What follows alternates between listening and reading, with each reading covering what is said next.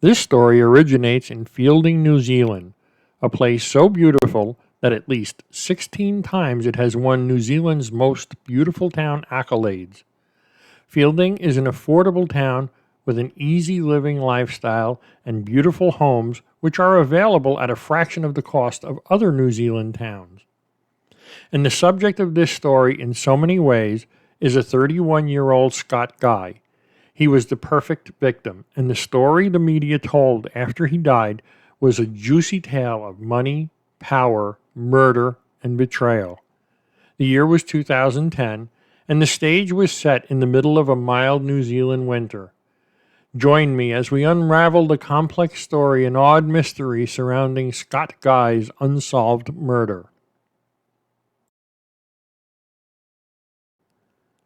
Scott was a young father, a family man, the son of a wealthy farmer who somehow found the gate to his driveway closed early one morning. That day was the 8th of July, 2010. That gate was usually open, but he didn't pause to even think or to ask himself what had happened, who had closed that gate, or even why. He just simply got out of his truck and walked to the gate to open it. Someone was waiting for him. Theoretically, the gunshots should have shattered the early morning calm and roused others on the farm. Instead, Scott Guy's body hit the ground and cooled for 2 hours. The killer slipped away into the darkness.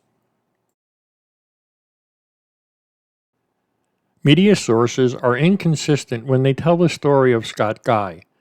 Some say the handsome blonde son of prominent ranchers wanted nothing more than to be a cowboy for the rest of his life.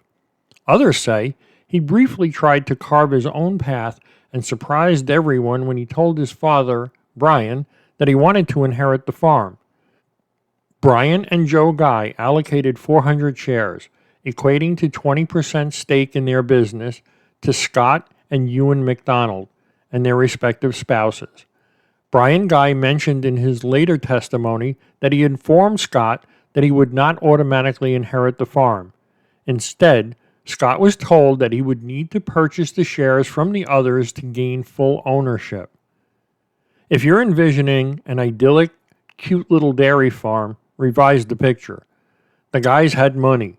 Brian Guy's farm was making enough money to pay both Scott Guy and his brother-in-law Ewen Macdonald $100,000 a year to act as farm managers.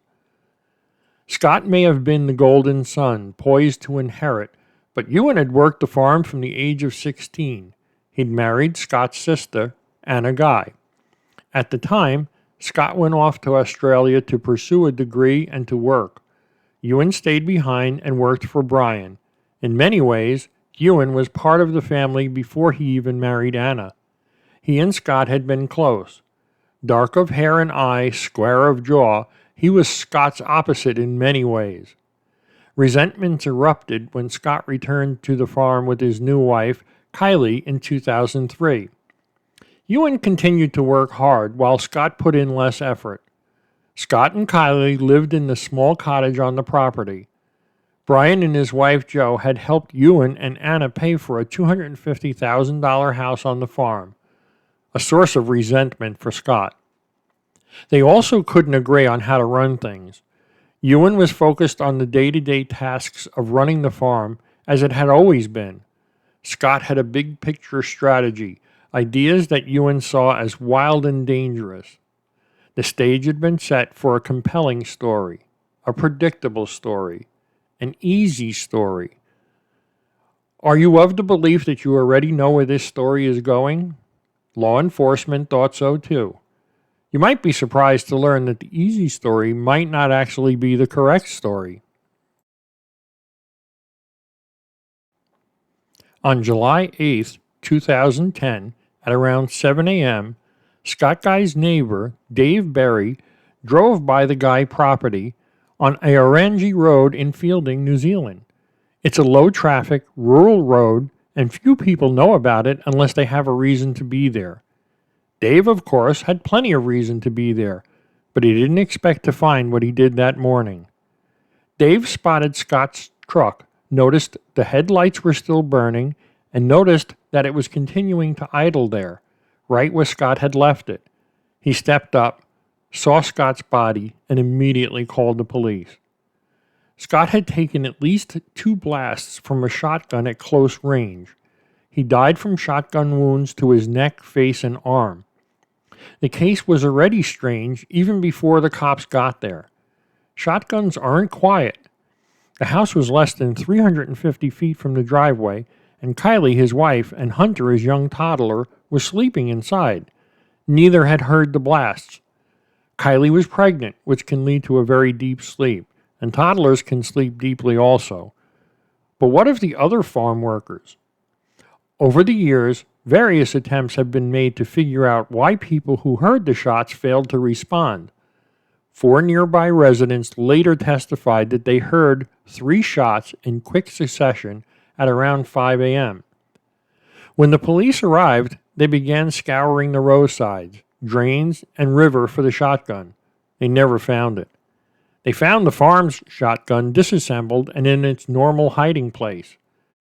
It was impossible to tell if it was the gun that killed Scott because someone had very carefully made sure not to leave shotgun shells behind at the scene. They also found a muddy footprint near Scott's body, left by a distinctive boot brand. The size was 11, maybe 12. They took a plaster cast. They also picked up an empty package of Winfield Gold cigarettes near the body. A sticker on the packet said they had only been available for sale since June 21, 2010. They found out about 2 vehicles of interest that had been driving on Aorangi Road around the time that Scott was thought to have been killed, sometime between 4:47 and 5 a.m. Witness Matthew Ireland saw them passing down the road about 10 minutes apart and identified one of them as a sedan. Nobody was able to identify the cars, and none of the neighbors would confess to being the drivers, further frustrating the police.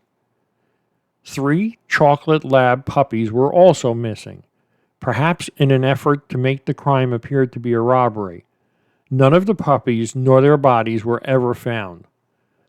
Police didn't spend as much time investigating as they should have, even though they worked up a list containing 60 persons of interest. They quickly fixated on a suspect who probably didn't do it, someone who had plenty of motive, but little means and little opportunity. They fixated on Ewen Macdonald. It was inevitable that police would look at every old crime or incident surrounding Kylie and Scott Guy, which means the string of arsons, cow killings, poachings, and vandalism that plagued them was sure to come up. At one point, there was vandalism that did nearly $14,000 worth of damage to their new home that Scott and Kylie had been building. Graffiti on the building called Kylie a series of very vile names. The police released photos of the vandalism to the public, and one of the neighbors recognized the handwriting. This led police to Callum Bow, a young farmhand on the Guy Ranch. Bow cracked like an egg as soon as the police questioned him and told them all about a little crime spree. Callum Bow informed the police that he and Macdonald engaged in clandestine nighttime activities they referred to as missions. During these excursions, they trespassed, illegally hunted deer, and retaliated against any farmer who had confronted them by secretly returning to damaged livestock and property. In June of 2007, Macdonald and Callum Bow had killed 19 calves by beating them to death. The calves had belonged to a farmer who had caught them poaching his deer. The only reason they stopped at 19 was because Macdonald didn't have the energy needed to continue this heinous act. Bow and Macdonald were also convicted for burning down an old warehouse and emptying thousands of dollars worth of milk from a vat on another neighbor's farm. These acts were committed for retribution after Macdonald and Bow were informed on for trespassing and made to apologize. Bow then admitted that he thought Ewen had shot Scott. Scott and Ewen had a rocky relationship. Ewen was Scott's business partner and best man at his wedding. They probably would have described one another as friends, Outsiders would describe their relationship as hot and cold, but they also had a deep rivalry. It was so deep, in fact, that Brian had called a meeting as a family patriarch several years prior in an all-out effort to soothe the tensions that had sprung up as soon as Scott announced he wished to inherit the ranch. Brian would go on to say that all three men, him, his son, and Ewen, wanted to be the boss. Macdonald had further complaints about Scott's work ethic and felt threatened by his desire to take over the farm. He felt his hard work had put some skin in the game, and when he'd approached his wife Anna about leaving, she burst into tears. She told him she never wanted to leave the farm, which meant Ewen had a real need to secure a stake.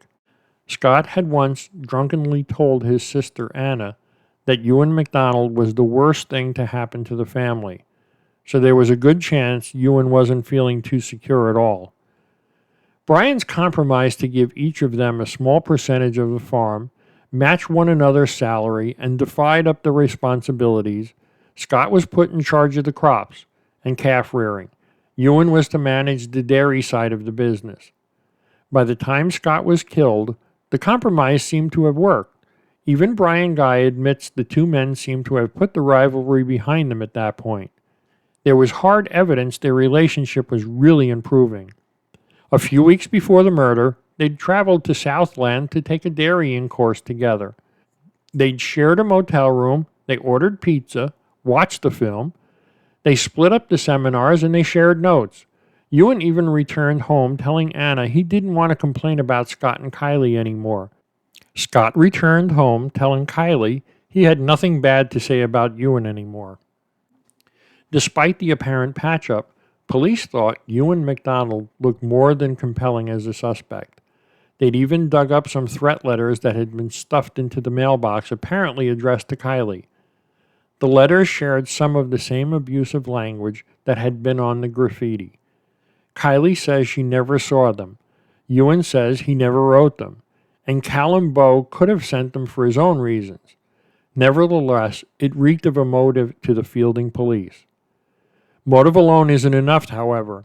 Even committing vandalism and arson doesn't necessarily mean a man is about to make the jump all the way to murder. Ewen Macdonald pled guilty to the other crimes and even showed remorse for them, as he had years earlier without even telling anyone he had committed them. His wife Anna had noticed a change in him, where he'd tried to be nicer to Kylie and had tried to get more involved in his own children's lives. Anna and Ewen had 4 children together. The property crimes are certainly ugly, but do they make Ewen a murderer? Maybe not. A killer also requires the means and the opportunity. A conviction requires some physical evidence placing the accused at the scene. As it happens, a jury of Ewen Macdonald's peers found plenty of reasons to question whether it was even physically possible for Ewen to have committed the murder.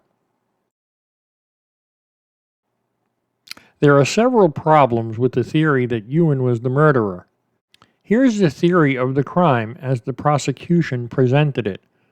The prosecution believes that sometime after 4 a.m., Ewen snuck out of his house, retrieved the farm shotgun, and biked 1.46 kilometers down the road to the Scott house.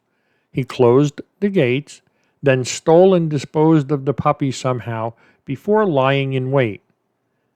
They then say that Ewen killed Scott sometime between 4:43 and 4:47. He then raced back home, hid anything incriminating, cleaned himself up, and then walked to the nearby farm workshop to unlock it at 5:02 a.m.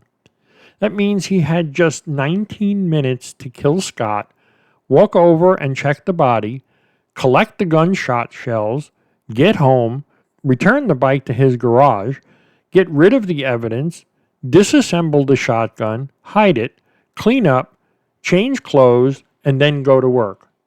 Problem number 1. The timeline assumes that Ewen knew what time Scott was planning to show up. At 4:43, Scott would have been leaving the house far earlier than normal. Ewen Macdonald had no way to control when Scott left the house. He would have expected Scott to leave for work around 4:48. If Scott had shown up as expected, he would have had just 10 minutes to take all the after-shooting steps. There are also a number of problems with the theory. First, nothing links Ewen to the crime scene. The footprints are too big. Macdonald wears a size 9, not a size 11 or 12. The police said the prints matched boots Macdonald had owned, but his wife, who divorced him eventually and fled to Auckland, admitted she threw those boots out 2 years before the crime was committed. Sure, it's possible he could have worn larger boots to throw off the scent, but that would have only slowed him down on a timeline that is already tight enough to stretch credibility. Second, there is no evidence that Ewen even knew where the special farm shotgun was located. Brian Guy made a beeline for the hiding place almost immediately after reaching the farm office, the morning after he learned of his son's murder. Ewen didn't own a shotgun of his own. Then there's the fact that his bike was clean. It was raining on the morning of Scott's murder. If Ewen had taken his bike over to kill Scott, it would have been wet and covered in mud. If he walked, the timeline makes even less sense. But perhaps the most convincing factor of all is that there was another witness that morning. Matthew Ireland was a farm worker who had shown up late for work the previous week. This week, he'd shown up early, hoping to impress his boss with his renewed commitment to his work ethic. Ireland arrived around 4:50 and waited outside Ewen's house in his car, waiting for him to leave his home and open up the workshop. Ireland definitely saw Ewen leave his house at 5 a.m., but he didn't see Ewen before that, and by the prosecution's own timeline, he would surely have seen Ewen return, shotgun in hand, but he didn't. All Ireland saw that morning was the suspicious sedan coming from Scott Guy's house. Anna didn't notice Ewen getting up any earlier that morning either. All of this was convincing enough for a jury to decide they could not convict Ewen. Beyond a reasonable doubt, and even the prosecutor would later admit he thought the jury made the right decision. But if Ewen Macdonald didn't kill Scott Guy, who did? When the police asked farmhand Simon Asplin about Scott's death, he sourly informed them that Scott had pissed a lot of people off.